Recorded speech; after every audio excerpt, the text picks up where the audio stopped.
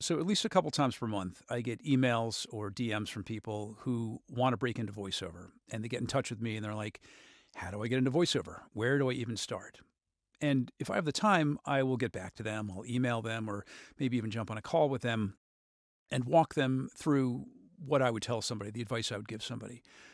But I don't always have the time. So I wanted to put together this video to at least kind of cover the Cliff Notes version from a very high level of just the basic outline, just the approach that I would take. And here's what I tell them.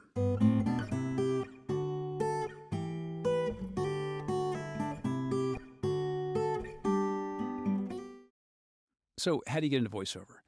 In my opinion, there's 4 distinct steps that you have to take. And I think it's important to follow these steps in this particular order. Okay, so there's coaching and training. There's recording a demo. There's putting your home studio together. And then there's marketing and auditioning so you can find the work. So those are the 4 steps. All right, so let me talk about that first one, coaching and training. Contrary to popular belief, voiceover is not just talking into a microphone, as I found out at my first session almost 13 years ago. It can be disillusioning for a lot of people, but it is a craft, and there is some level of acting that you need to learn to do it well. So training and coaching is the foundation of the whole voiceover career. So it can be a group or a private class. It can be in person or online. There are all sorts of ways to do it. If you're exploring coaching and you've got some questions on who you should work with or something, yeah, feel free to reach out to me. I'm happy to talk to you about that. But that foundation has got to be coaching and training. And which brings me to step 2. So step 2 is the demo. So when you are far enough along in your coaching, and hopefully a reputable coach will let you know exactly when that is, then it's time to record your first demo. It's probably going to be a commercial demo or a corporate narration demo. Those would be the 2 starting ones that you would go with. But very important to stress, never DIY your demo, especially if you're new to this business.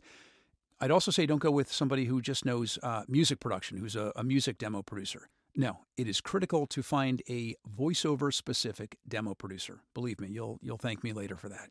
So number 3, once you've done your training and once you've got your commercial and or corporate narration demo or whichever combination you choose to go with, then it's time to build your home studio. Now, it doesn't have to be a $10,000 investment. It doesn't have to be a Studio Bricks or a Whisper Room or a vocalbooth.com.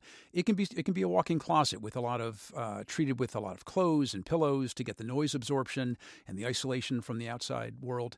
It doesn't have to be that expensive, but you do need somewhere with the right gear and the right acoustic environment to where you can do both auditions and also record jobs.